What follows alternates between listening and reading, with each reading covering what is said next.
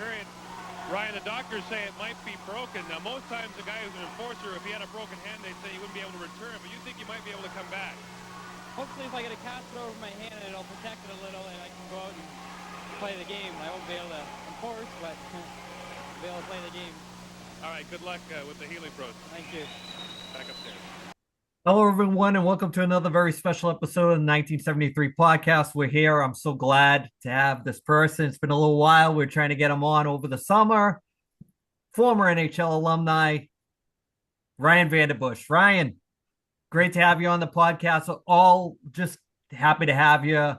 We're grateful hockey fans, uber hockey fans. We've had a bunch of people on. It's been fantastic talking stories, going through the whole NHL career. So, we just can't wait to officially welcome you as a friend of the show, as I always like to say. Well, thank you for having me. I like talking hockey and whatever else comes to mind. So we always start with asking, how did the love of hockey start for you as a kid? Like, take us back to how it was, how you got involved, and your journey before the NHL. Before the NHL, I was, I grew up in a small town. Where are you guys out of?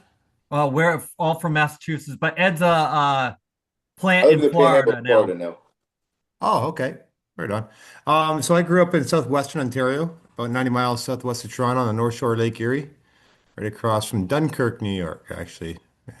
And tobacco country around here. We got good loamy soil, and I grew up in a rural area working in tobacco since I was really young. And so my family did. They immigrated over here from Belgium back in the early 20s and 30s and 40s. And then my dad had a love for hockey. He was always involved with it. And he started bringing me around. I played my minor hockey in Delhi, double C hockey. And then he was a manager of a senior A team, so a bunch of ex-pros. And when I was about 10, 12, 13, 14 years old, I used to go on the road trips with a lot of these guys when I could make it. And it was kind of a neat, as this young kid hanging around these old ex-pros. And it was quite the experience. And I don't know, I think that kind of fueled my passion for hockey from at a young age. So who was your favorite players growing up? Who did you really gravitate to as a kid? Oh, well, Brantford native Wayne Gretzky, because Brantford's only like 40 minutes from my hometown, not even. And, I think I was 6 years old when he turned pro. So he was in the NHL when I was about 7 years old. And yeah, so that was kind of cool to be able to play with him. Fast forward 13 or so years later in New York. It was kind of a surreal experience. So as a kid, when did you feel that you had aspirations of almost having a shot at making the NHL? To be honest with you, I never thought of the NHL. I just love the game of hockey so much. Never in a million years did I ever think I was going to play in the NHL. I was just a young kid that loved going to the rink and getting on the ice early and being the last guy off. And it wasn't until probably I don't know, maybe 16 years old, I made a junior B team.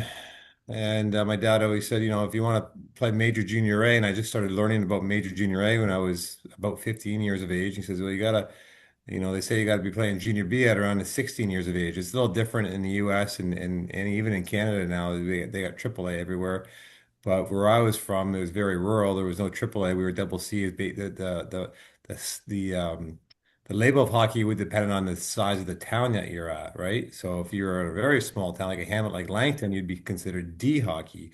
Delhi was double C, Simcoe was A, and Tillsonburg, etc.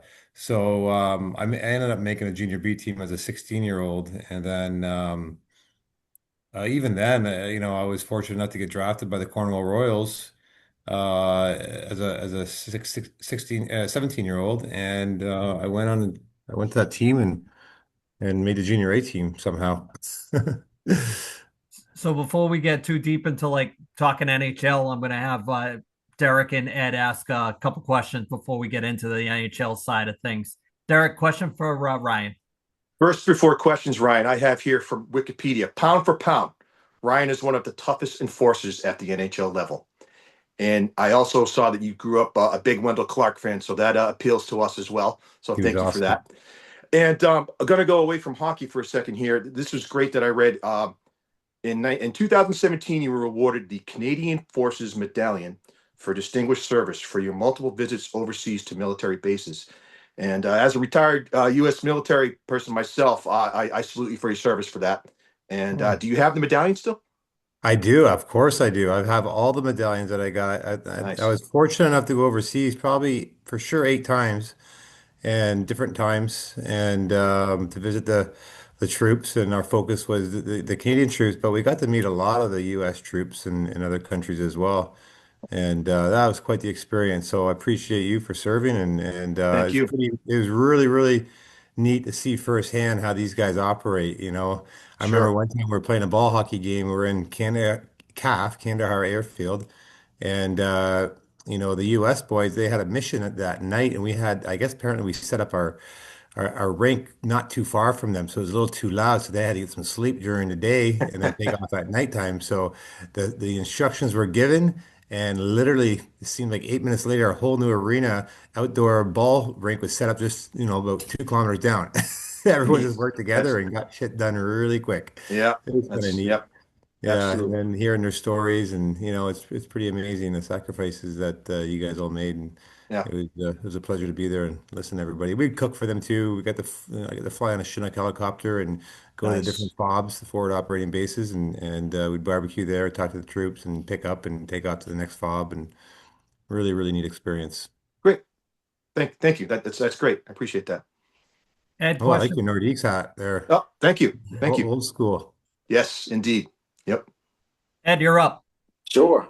So when did you ever have any interactions with the scouts or anything like that as you were kind of transitioning into junior and that when you're around 16, 17?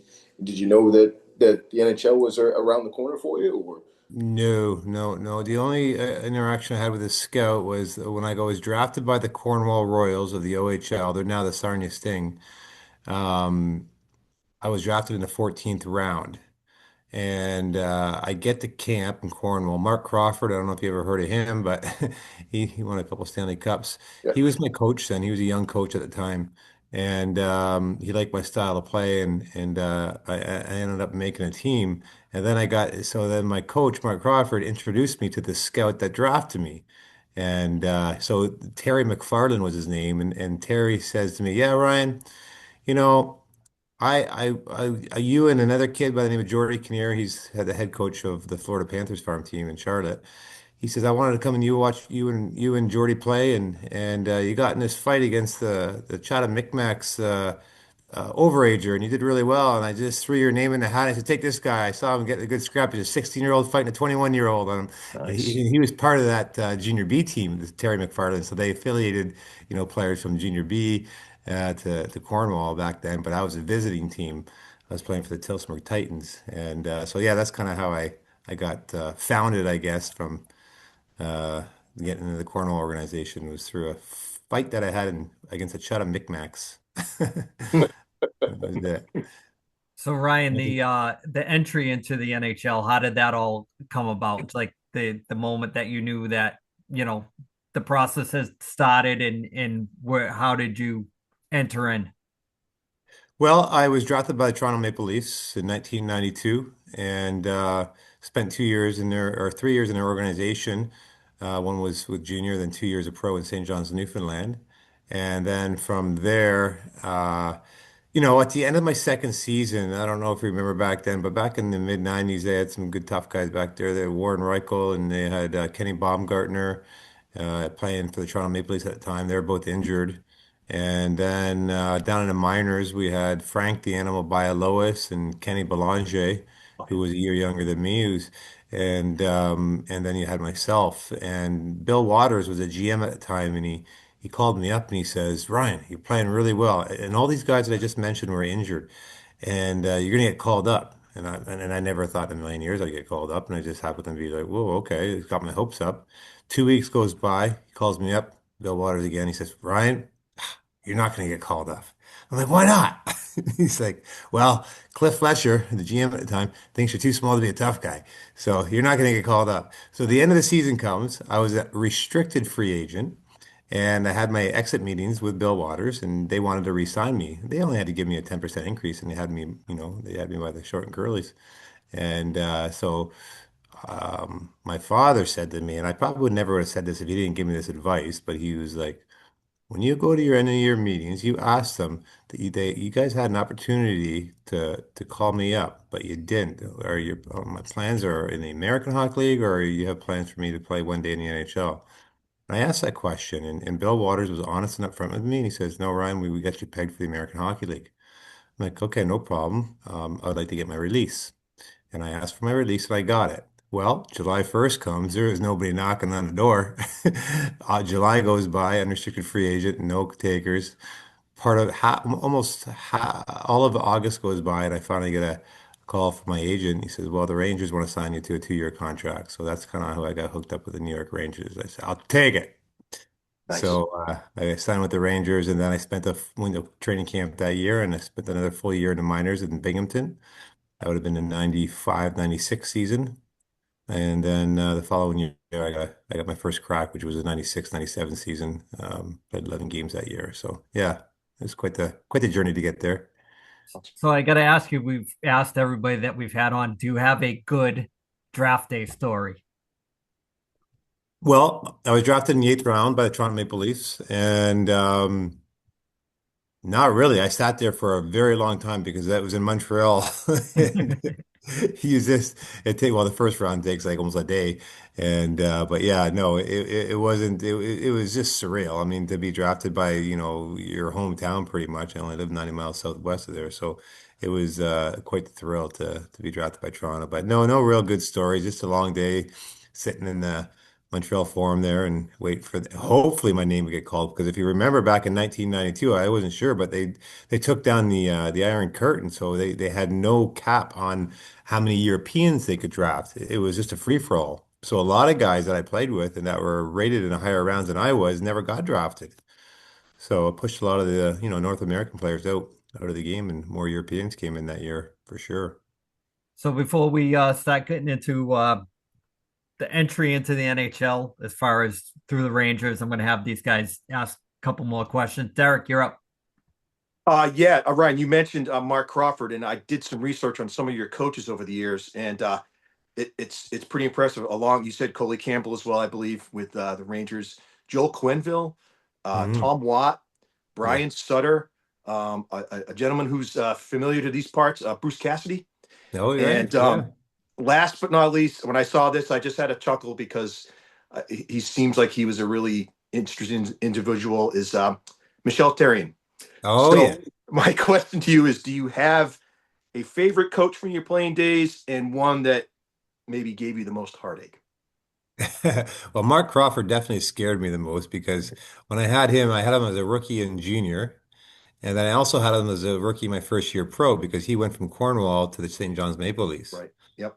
So 2 years later, after I played out my junior year, he was my coach again, and I was like, damn, he was intimidating because I mean, He's a tough he player was when he played too. He was a tough he was a player. tough player for sure, he Yep. was. Yep. But if he didn't like you, and if you weren't doing your job, boy, he'd be right in your face and kicking your ass. Like, Yep. I don't think Yep. he can get away with half that shit anymore today. But he motivated me. He made me a better Nice. player. And you either take it or you don't, and he can ruin you too if you. But he just wanted honesty and hard work, and that's it. That's it. Be a good teammate. Nice. But I would say Mark Crawford was probably the most to me. Bruce Cassidy was super awesome. I liked him a lot. I didn't spend a whole lot of time in Indianapolis, but he Yeah. was great. Tom Watt was funny as hell. Oh, he had some good one-liners all the time. So yeah, I'll never forget this. One of the most embarrassing moments of my career or my life actually was when Tom Watt, opening game in St. John's, Newfoundland, he wanted all the players to come out. Um, the spotlight's going to be on you, so you got to skate as fast as you can to that blue line and stop. And I want to see a spray of snow. Mm. And I'm like, what? I don't want to do that. I was visualizing in my head what I was going to do, which was not the right thing. The power of visualization. I come out there and I go to stop, and my knees buckle, and I slid right across the red line. There's a red carpet rolled out, Ooh. and I took out the red carpet and got up and almost fell again, jumping over the red carpet. Got to the blue line. There's a standing ovation. The St. John's Maple Leafs fan base was just screaming and roaring. I just did a bow to them all, and and Awesome. then the Very game good carried record. on against the Cape Breton Oilers that night. Hey, It was quite the experience. nice. Ed, your turn. Sure. I'm going to kind of piggyback on what Derek said. So, was there any particular coach that kind of worked with you on the ice as far as helping you with, improve your skills to take you to the next level? Oh, absolutely. The assistant coaches usually did that. Mark Crawford is actually pretty, he was always giving me tidbits on, the stick length, junior, I had a really small stick. And then by the time I turned pro 3 years later, he was coaching me again. He's like, Jesus Christ, Bushy, now your stick's too long. Get it down below your chin. So yeah, and then the assistant coaches. I mean, I was one of those guys that was never pegged to, like I said, to play in the NHL. But through working with teammates that are better than me, and then watching them and how they work and how to be a professional, it just kind of motivated me to be better and understand the game more properly. I was always a good skater, and I could finish my checks pretty good, but I didn't really understand the game that well because I was never really taught it. And I would say Mark Crawford was a big contributor in that and how to play the game. And he was a north and south guy. You didn't want to be going north and then all of a sudden turn the puck back and go south unless you're back checking. But you don't go like nowadays. You watch the game, they're firing the puck back to the D and firing right back up the middle, and we would have been shot if that we did that a second and third time. Yeah. But the game's changed a little bit, and I think the coach's style I have too. So, do you have? We've also asked this question all the time. Do you have a welcome to the NHL moment? Yeah, yeah, I do actually. I'll never forget it. My first game was December 11th, 1996, and we were playing in the Marine Midland in Buffalo. And I live only 2 hours from Buffalo, so I had a lot of family there. But I was walking to the you wake up in your hotel, then you walk for breakfast, then you go to your pregame skate. So when I was walking into the lobby for breakfast, there was Wayne Gretzky sitting there by himself, and he gives me one of these. He says, "Yeah, come here." So I was looking around, and I didn't know if he was talking to me or not. I think, oh, okay, he is talking to me. So he invited me to sit down and have breakfast with him before my first pregame NHL skate and before my first game, actually. So, and I don't even remember what we talked about, but I just remember being so nervous and excited at the same time. So, first major fight in the NHL, who was it? Major one, I guess my first regular season fight would have been against Brennan Witt, who was the Oh yeah, Washington Capitals, who was at oh yeah. MSG. It was a Oh, pretty spirited battle. yeah. Yeah. Yeah. Nice. Yeah, he was a tough cookie. Big boy. Nice. So, your time in New York, favorite teammate or funniest teammate you played with in New York? Oh, I love Darren Langdon. I mean, he was a left winger, I was a right winger. We were both fourth line tough guys, and called him Newfie. He was just a funny dude, and um, for being a tough guy, he was probably one of the weakest guys I've ever met. We do this fitness test in the beginning, and Wayne Gretzky was bench pressing more than Langer was. So it was unbelievable. But the technical fighter that he was just a magician when he fought. He had great stamina. Never was in the best shape, but he had great stamina somehow, and he was able to manipulate the fight to his advantage every time and tire the guys out and throw these little jabs. He had left and right. It didn't matter. Yeah, he was quite the character off the ice too. Eric Cairns was another good buddy of mine that I hung out quite a bit. So, I got to ask you, how did your time with the Rangers come to an end and transition away from New York? Yeah, well, so that would have been the 97, 98 season then, and I was up at the time and made a team from training camp that year, and I was after the new year. It was probably in the springtime. I was sent down and I cleared waivers. So I went down to Hartford to play, and then I had a bad shoulder, and I really needed surgery. But I was keeping my mouth shut. But I shouldn't have. I should have just had the surgery done, and because whenever I fought, I'd lose power in my arm. It wasn't my shoulder was popping out all the time. So I was down in the minors and I was traded to Chicago literally right at the trade deadline. And and then when I got to Chicago, I knew I had one opportunity to make this work with Chicago because my shoulder was that bad. And the first game I played, it was against Anaheim, and there was nothing happening there in that game.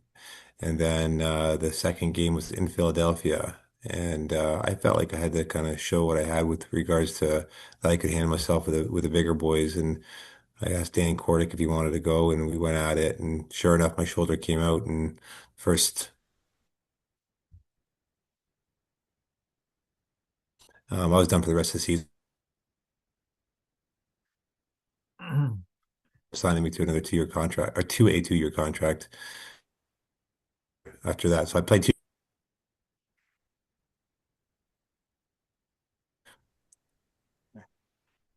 Derek, question for Ryan. I lost you.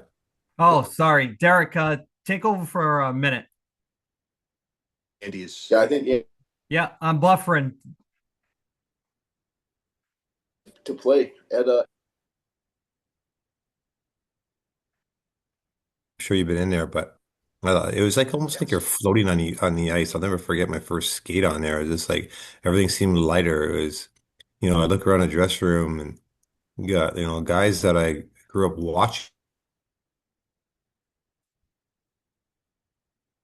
Brian Leach, all these guys. I was like, whoa, Pat LaFontaine. Yeah, just a good group of guys. Back and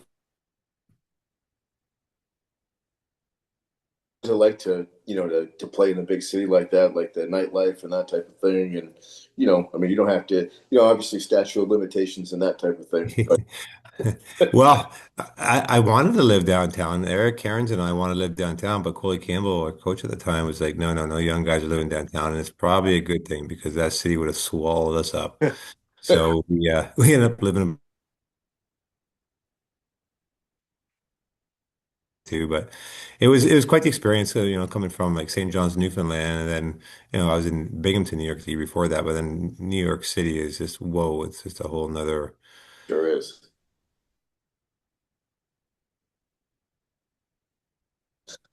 Pardon me, So don't walk the wrong. going on in that city, but that was a good experience. I'm there, and I got my foot in the door with the Rangers, and it's quite the organization to be a part of, and I was very grateful for that. So my internet's buffering in and out. So if it happens to have a problem, Derek, just take over for a minute. No, no, that's a great segue. Ed brought up New York, Ryan, and I was going to bring up it was parts of 5 seasons in Chicago, and you were teammates with the late great Bob Probert. And Yes. as I was doing research, I'm thinking, I remember Ryan's name from Bob's book, and so I'm going to read to you an excerpt from the book. In the spring of 1998, Chicago traded for Ryan VandenBussche. He became a good buddy of mine. He was not a huge guy, but he was tough. He already spent 5 years in the American Hockey League in the Leaf and Ranger systems. Even after the trade to Chicago, he spent a year and a half with our farm team in Indianapolis before he finally caught on in '99. We shared the same type of role. He was a right winger, I was a left winger. We played a lot of hockey together on the same line, and eventually became roommates for 3 years. When you were roommates with somebody, you really get to know them. I wasn't drinking or doing anything illegal at the time, and we had some good times. We would sit up late at night and have a lot of discussions about life in general. And so, number one, who was the center on that line? And number two, if you have any, good Proby stories for us, that'd be great. Thanks. Yeah, yeah, for sure.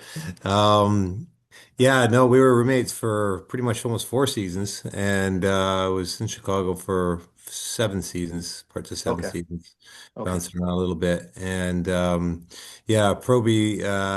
So the centerman that we had was Mark Janssens for the most part. Oh, jeez, boy. He Yeah, and then sometimes they'd put, just pure skill guy in between us. But Yeah.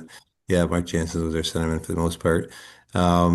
But yeah, Proby, he had a heart of gold. People, you hear stories about him and you watch him on the ice, and off the ice, he was just a teddy bear, just Yeah. a genuine nice guy that, liked to have fun and kind of got over his head in some of the things, obviously that's all hit the news but he always wanted to do well, and he did well. He had a great family, his wife Danny and 4 kids. He had twins, and boy and a girl twin, and 2 older girls. And he was a family man. Loved to spend a lot of time with his family. And just a fun guy. When he walked into a room, you knew he was walking in the room because he's doing some sort of funny noises that he makes and is or saying something funny. He's a good man, and I miss him dearly. Yeah. Thanks. Speaking of teammates, we had a former teammate of yours on the show, which is he was an absolute character on the podcast. Was Steve Passmore? Oh, beauty. Oh, awesome! I mean, Yeah. he we left that podcast with him, and it was like this. We should get this guy on every week. Yeah. Oh yeah. Any good past stories? Yeah. Passy. Well, we spent a lot of time together, spending extra time on the ice because he was a backup goalie and I was like a fourth, fifth line player. So I wasn't in the lineup every game and nor I was injured. So if I was on the ice and I wasn't playing, then him and I were always on the ice last because we were getting our extra skating because we weren't playing that night. And so there's a few of us not playing, and I took a slap shot, and I might have hit him close to the head. I didn't hit him in the head, but it was pretty close. He was pissed off that he wasn't playing, and I was pissed off that I wasn't playing. And he dropped his gloves and came towards me, and I dropped my gloves, and we almost went at him. And then our one teammate that was in between us separated us, but we got along really well. But sometimes the tempers flare, but that's one of the things I remember about Passy. And he was always wisecracking too. I loved him when he was in the net. He had so much energy, and for some reason, our team just really excelled when he was in the pipes. So, yeah, he was fun to play with for sure. So, fun fact about him, we hit it off because I always like to say like-minded individuals. He's a 1973 guy. You are also a 1973 guy, so you fit right in. Well, as soon as I saw the podcast 1973, I'm like, yeah, I'll do this for sure. I Yeah, like the yeah, name. yeah. I like the year. Ed, question for Ryan. Oh, so what was it like playing at the Chicago Stadium? I mean, I was at the United Center. So the oh, I'm stadium, sorry. I think, was a couple years prior to me getting there. So it was pretty new rink when I got there. And it was I'll be honest with you, it wasn't like the MSG. Now it's a little different, sold out, but we didn't have so much of a winning record back then. And Bill Wirtz was our general manager, awesome guy, but for some reason he decided not to air the home games. Yeah. So we missed a lot of fan base, right? From, he says, people pay big bucks for season tickets. I don't want to just air it on TV for free for people. We want to get them out to the rinks, but it had an opposite effect, right? And so a lot of times the rinks it wasn't at full capacity where it should have been anyways. But yeah, no, it was still an unbelievable city. It was an unbelievable barn. And when the Detroit Red Wings came in, I didn't know who's, I felt like we were in Detroit because there was just as many Detroit Red Wing fans in that barn than there was Chicago Blackhawks, and we were in Chicago. So those are always exciting games. How well funniest teammate on the Blackhawks? Yeah, I mean you can say Passmore, but Yeah, yeah. There's a lot of characters, Jesus. Eric Daze, he was a character. Alexei Zhamnov, he was a quiet character. There was Proby, always pulling pranks. Myself, I was always pulling pranks. I would never tell anybody that I was doing it, but I wouldn't tell anybody at all. I'd just cut little holes in the Gatorade bottles and watch them drink out of it and spill on their shirts all the time. So that was my little joke nobody knew about. There is Al McAdam. He was always wisecracking. He was an assistant coach. A lot of good characters there. We had a lot of fun. We didn't win that many games, but we had a lot of fun in Chicago for sure. Al McAdam, a Cleveland Baron. You don't get to hear that very often. Right? Yeah. Yeah. Yep. TBI boy. Yep. Yeah. Yep. so we had Chris Dingman on the show too. Mhm. Memories of fighting Dinger. Yeah. I fought Dinger a couple, two, three times. Big boy. Looks like a lumberjack. Yeah. What's he doing now? He's a Western boy. Is he back in Canada out Yeah, west or? yeah, he's Yeah. up there. I think he does something with waste management now. Okay. Yeah, Yeah. fun guy though, and another great stories. Good with the chirp, dry sense of humor, but fantastic. Yeah, right on. That's Derek, good. question for Ryan. Ryan, can you take us through your, I don't want to call it mini, but you had a pretty good rivalry with Stu Grimson over a few fights. Can you share those stories with us? Yeah. First fight, I was with the Rangers Yep. and he was with Hartford. And I was hungry to get my first fight under my belt. And actually, it would have been my second regular season fight. And I was well, let's just say this. I proved that I could take a punch. The only thing I proved in that fight was I could take a punch. And I went after my first shift, and he said no. And then I get back to the bench, and I get back on my second shift, and I'm running around and finishing my checks, and then I get hit in the boards by someone. My head, my helmet flies off, and I don't know how my helmet came off, but I usually keep it on pretty good. But it came off, and he comes right up to me and he says, "Let's go." I'm at the end of my shift, and I'm like, "Okay, let's do it."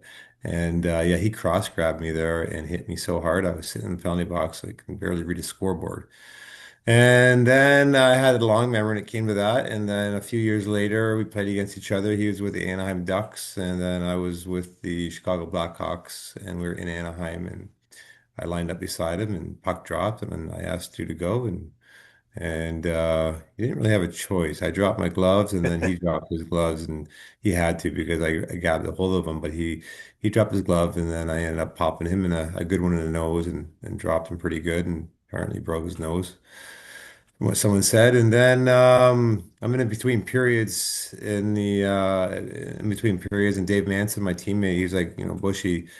Stu is not going to be happy. He is going to be pissed. My suggestion to you is not to fight him. Oh, I guess I get that. I can understand.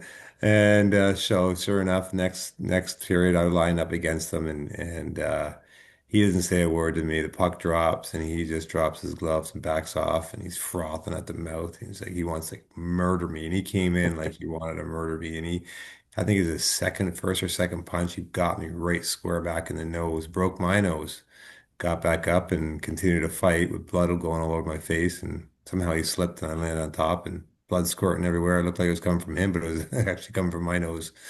It was, yeah, he was a warrior, the Grim Reaper. And Yep. then I don't know, a couple of weeks later, we were back in Anaheim again and I lined up beside him. He says, "Let's keep it clean, eh?" I said, "I have no problem with that, Awesome. Stu." Awesome. That's great. Well, Yeah. listening to those, watching the videos too. Pat Foley, the great Pat Foley said, Yeah. "Down goes Grinson." I was watching that. That's great. So those old school. The first one, your first fight was Sam Rosen, and John Davidson chirped in and said, "Sam, the next time he's out there, they're gonna have to put Langdon out there against him. I don't know about this." So Right. yeah, but we don't have Yeah. announcers that announce fights like they did back in the days. That No, Rosen no, they Foley was they great. they orchestrated quite a few of those. Yep. Yeah, Yep. for sure. Different game Absolutely. back then. It's Yep. full skill now, eh? Like, I mean, it's I don't, to be honest with you, I don't watch a whole lot of hockey anymore. I was so busy, running around coaching my kids, and when you come home, it's always late at night, and you just go to bed. But geez, man, these kids are skilled. One first to fourth line, they just got so much skill now. Those teams now, it's crazy. Yep. You know, Ryan, one of the things that's been consistent with the guys that we've had on is they don't watch, like they're not into it as much. Maybe playoffs, but they miss it. And this is from NHL alumni. They miss the passion of how it used to be compared to now. And they say that the skill is off the chart. It's just a different atmosphere. It's the different everything from the announcers to the Mhm. presentation is different. And I don't know, being like-minded individuals in that same age bracket, we miss how it was. We still watch. I'm like kind of like how you were. Both of my kids still play, so I'm kind of running around, and I don't have a lot of chances to be in front of the TV at 7 anymore and watch the Right. games live. So, streaming or whatever, you catch up on just highlights, but it's still not the same. Like Derek said, how the announcers kind of add to it, and I guess kind of maybe hockey jumped the shark when Don Cherry kind of left the Well, scene. it almost did, eh? It almost seems that way. I miss that guy. I love listening to him. That was the most best part of hockey night in Canada was in between the second and third period, listening to Don rant on whatever he's ranting about. But he always cracked me up, and he told it the way it was, and I don't know what's wrong with Wow. that. Well, But yeah, what I really miss about the game is the camaraderie, is just the guys in the dressing room. I don't miss the grind, broken bones and the surgeries and the concussions and all that. But I mean, it was all if I had to do it all over again, I'd probably do pretty much the same thing. But I really miss the guys and the the winning together and the losing together and the road trips and all that kind of stuff. And I think the players today seem to be a lot. More conscious and aware of how they treat their body. Where back in my era, it was just you go the month of August getting ready for training camp and really not drinking much, and then you come to training camp and you're with the guys and you're drinking like you would the first month after school. You're done the season, and it was just a whole different mentality back then. These guys are coming into camp just how do you differentiate a fourth line guy from a fifth line? There's so much talent out there. So you got to really do everything very well, then bring something extra special to the table. And if you're a good teammate and work your ass off every day, and you got something else, extra to bring, you got to bring it. And it's so competitive, this hockey, and it's a great game to watch. Ed, you're up.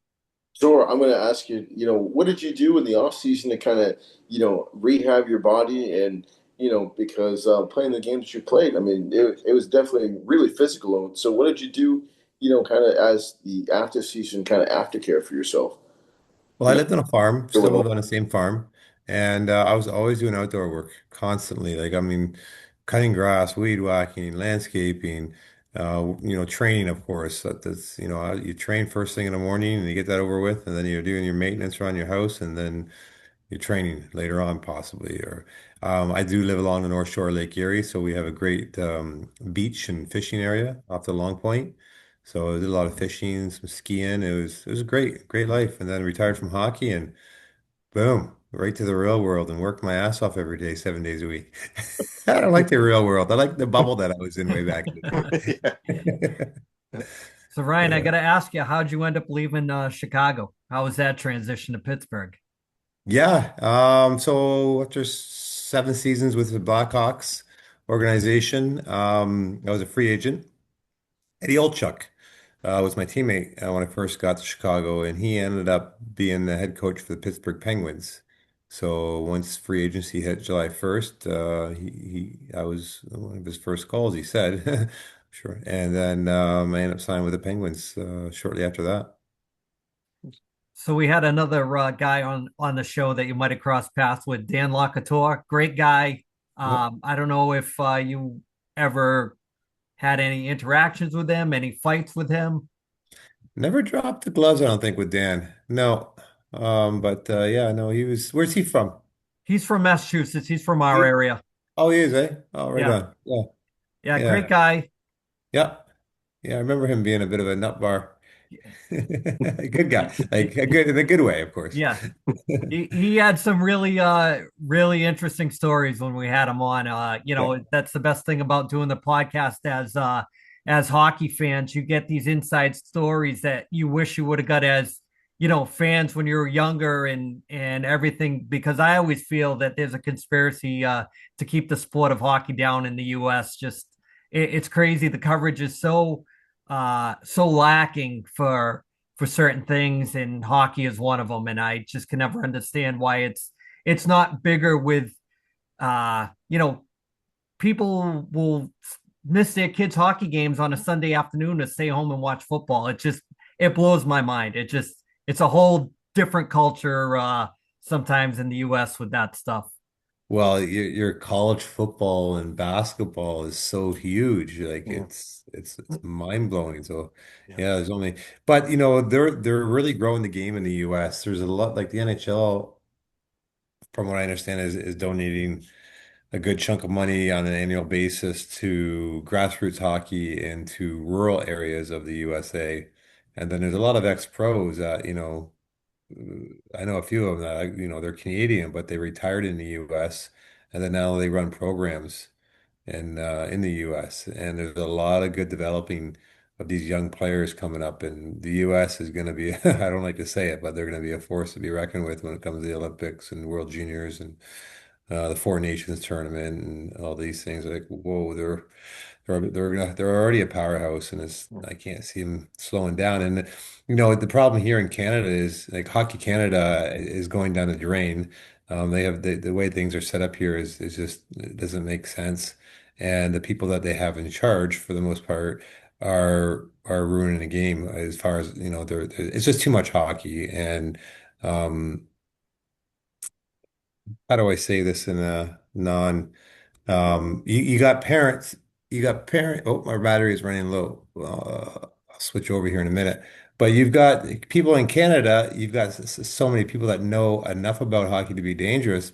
So, and then in the US, you got people that know nothing about hockey, and then you have ex-pros running the program, and then they just jump on board and everyone's on the same page and they just want to listen. So Canada needs to kind of revamp their their junior programs or their inner minor hockey starting from it's got to start with minor hockey.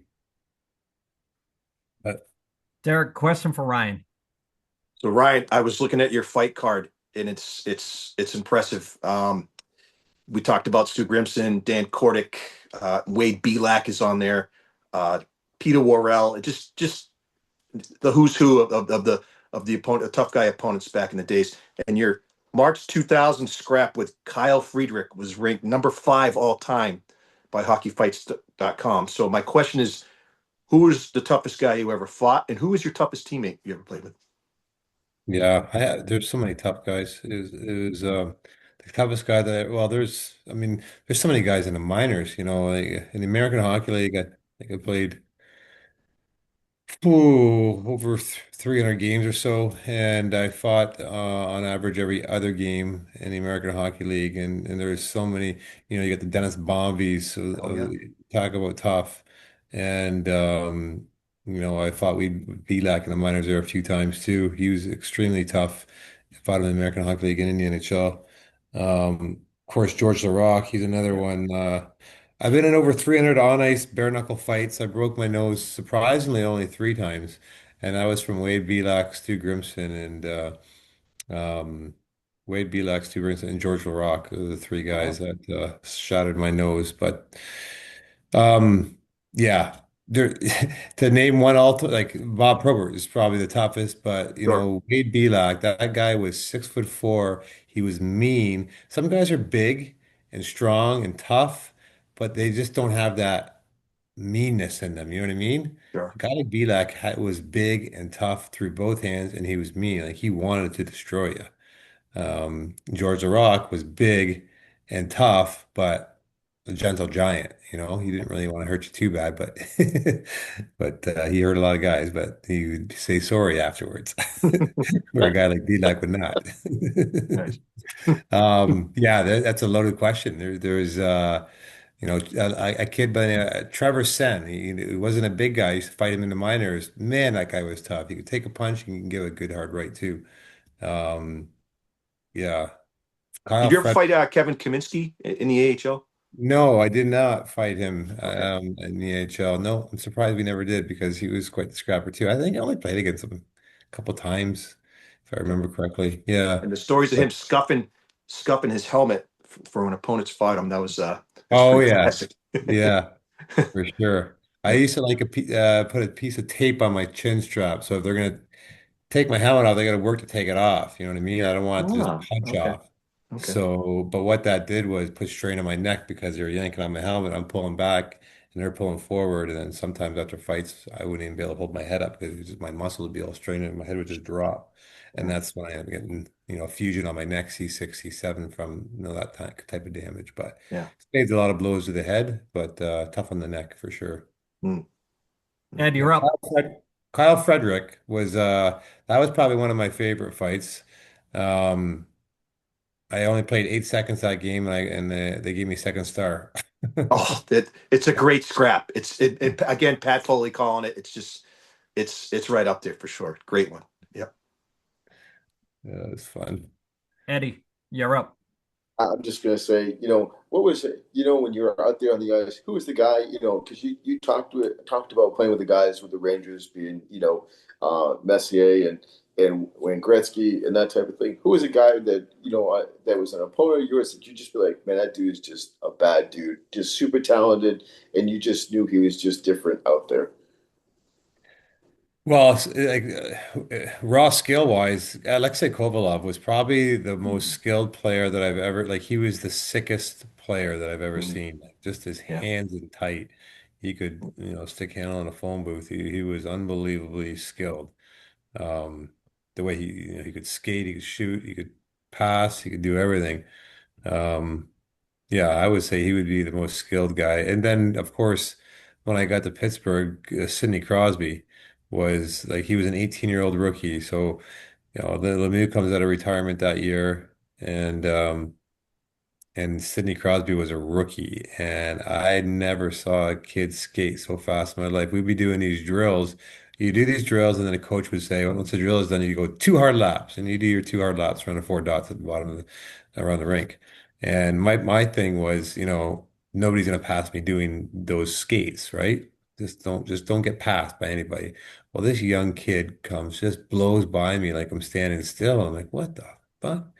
And I'm not going to let that happen again. Well, sure enough, it just happened all the time. He was just that much elite over everybody else. The way he opened my eyes to a new generation of hockey that was coming down the pipes, and the level of skill and tenacity just increased humongously. So, how did you know when it was time to hang up the axe and put the blades away? I already knew in Chicago. I was already beaten, battered. And I was complaining about numbness in my arms, and they sent me to get an X-ray, and they told me, "Oh, you remember ever breaking your neck?" So I had a broken neck at one point in time. It could have happened when I was 14, when I went to the boards head first, or I got in an accident and I tripped on something. I fell into a corner of a wall. So then I was already kind of the writing was on the wall, and I think Chicago knew that, and that's how I was an unrestricted free agent, and I think Pittsburgh when I signed with the Penguins, that was during the 04-05, and that was a lockout season. So I thought, well, this will be good because the lockout season I can rest. I thought they were going to start it up at Christmas time, and then all of a sudden, Christmas time, they announced the cancellation of the season. And I was like, oh shit, this is not good. And then I got a call from the general manager, and he was like, Bushy, we want you to go down to Wilkes-Barre and work with the younger guys. And I'm like, well, you know, you're throwing me to a pack of wolves down there. He says, no, no, no, I don't want you to fight. Just go down there and work hard and just, work with these guys. And that was when the Marc-Andre Fleury was in Wilkes-Barre and Maxim Talbot, Colby Armstrong, and Ryan Whitney and these guys, and had a hell of a year. But everyone and their dog wanted to fight me down there, and I was too stupid to say no, so I obliged them, and just that put me back big time with my neck issues and my numbness in my arms, and I had a lot of nerve damage from a lot of neck injuries. And then the season started the following year. And that was when we had Crosby that year, and the writing was on the wall. I was always told, play as long as you can play until they tell you you can't play anymore. And that's pretty much what I did. And then I went overseas for a little bit and played there and out in Finland. And then I was a player assistant coach with the New Mexico Scorpions of the CHL. And then I ended up packing it in just because of the fact that my body couldn't take it anymore. In middle of January of 2007, I packed it in. So, as we start wrapping up the episode, I know you got a low battery, so we're trying to work around that. Derek, final question for Ryan. You did touch upon it. So I did ask, are we interviewing a real life Reggie Dunlop because you were a player coach in New Mexico? So thanks for bringing that up. My last question to you as an enforcer from back in the days, what is your least favorite rule? The instigator rule or the tie down rule? Oh, my least favorite rule would be the tie down. I Yeah. love to get out of my equipment. That was very advantageous for a guy like me who was fighting guys much bigger than me, and I could just Sure. drop down. Because they're very positive. They know they're going to lose some games, but they've been very competitive. And actually, Steve Ludzik just this past week has changed the system in order to help these youngsters back out that are on the blue line, Pat, make them maybe have a little bit better time. Now we're going to have a scrap. The gloves are off on the far side. Friedrich and VandenBussche slugging it out toe-to-toe right in front of the Tampa bench. VandenBussche with the left, Friedrich with the right, and they're just jackhammering each other. Big left by VandenBussche. He stunned the bigger Friedrich, but the other guy stands in there and he keeps throwing him. What a fight. Blood out of the shoulder of Friedrich. The linesmen don't even want to get in there yet. Oh, what a big right hand from Friedrich got in. Now VandenBussche answered with a left. And another big right from Friedrich. What a fight. This is the fight of the year in any game involving the Blackhawks. And now these two have exhausted one another. They are both bleeding.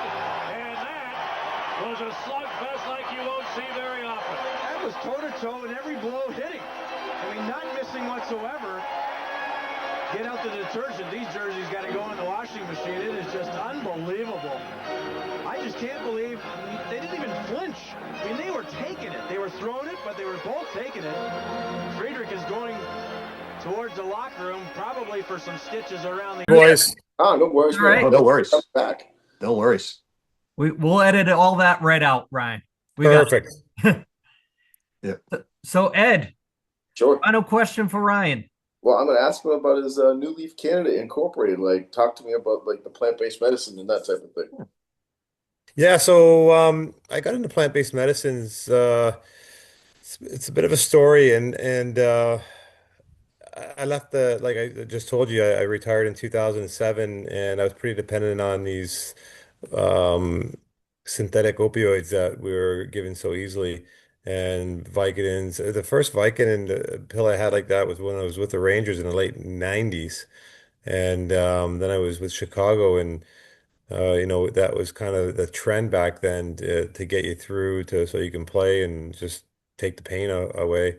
And pretty smart. I never realized that these types of drugs, these synthetic opioids, were able to shut down the signal. So if your knee was sore, your brain wouldn't get the signal that your knee was sore. So you weren't dealing with it, and it has obviously long-term consequences if you're continuing to use it on a regular basis. And then the more you use them, the more you want because you get dependent on them, and you kind of get, and then eventually you have a cardiac arrest issues and you're gone. So there were some real eye-opening things that happened. Probert was one of the guys that really motivated me to get off that. So when Probert was doing the Battle of the Blades in Toronto, I wanted him to come down to my place where I was actually growing cannabis. I had a medical license to grow it for medical purposes, just for myself.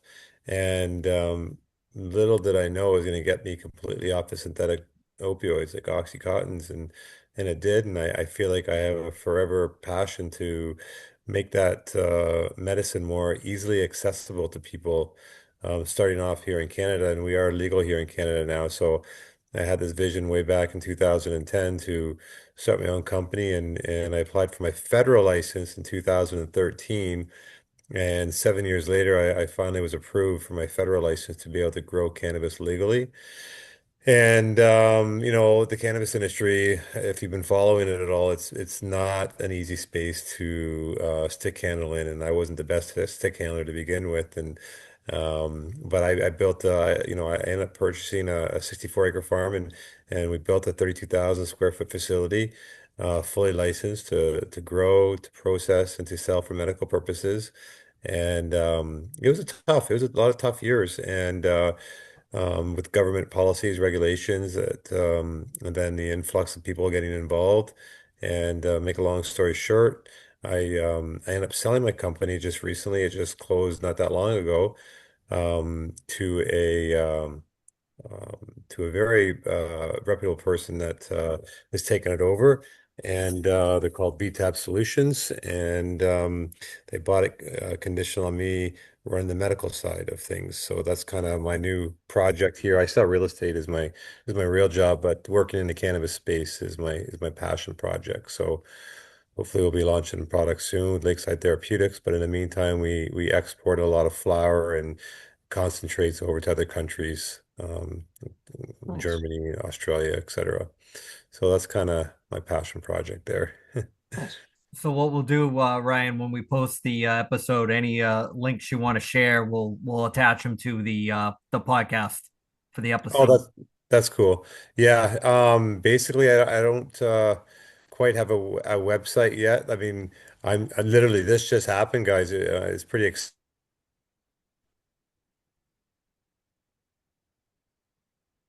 Was that me? No, it's not. No, it's not a cushion this time, Andy. No, it's not. It's not the Panhandle of Florida either. Is that where you are, Ed? The Panhandle? Yeah. I'm going to be in Fort Walton Beach in a couple days. No kidding. Yeah, yeah. My son's stationed down there. Is he at the Coast Guard base or No, he's in the Air Force at Fort Walton, just outside of Destin. Yeah, Yep. he's at, okay. Eglin. Yep. Yeah, Yep. I live on the backside of Eglin. Oh, geez, wow. Yeah. The funny part of it is that I had to get a regular TV. And now we're going to have a scrap. The gloves are off. VandenBussche on the far side. Wrestling right in front of the Hawk bench with Kordic. Then they're both slugging it out with left. Kordic and VandenBussche toe-to-toe. Left hands. And now we got two other would-be combatants as Dubinsky is wrestling in the neutral zone with youngster Paul Healy. But what a scrap here. VandenBussche and Kordic. They are just slugging it out with the left hands. Well, a big size advantage for Kordic, but VandenBussche, a tough customer. Well, he's gone toe-to-toe with a much bigger opponent. And now they still continue to battle. Now they're into the Philadelphia zone after starting at center ice. VandenBussche and Kordic. Kordic missed with the left, so did VandenBussche. And indeed a decided size advantage for Kordic, who just got in a good left. VandenBussche tries to answer. They still aren't finished yet. VandenBussche a left. Kordic got in a left. And now as they come together, the linesmen get in there. What a bout. What a tough customer this kid is.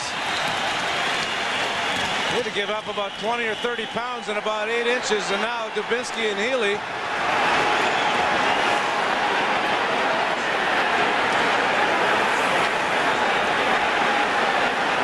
Dubinsky and Healy earlier had wrestled one another to the ice.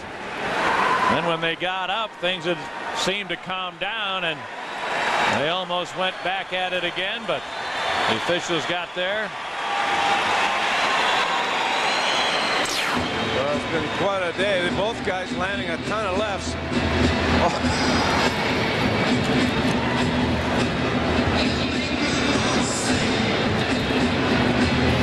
So many lefts who were begging for a right.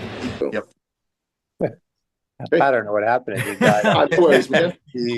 I was telling these guys, I was happy it wasn't me this time. No, that was all me. Sorry, guys. That's all right. No worries.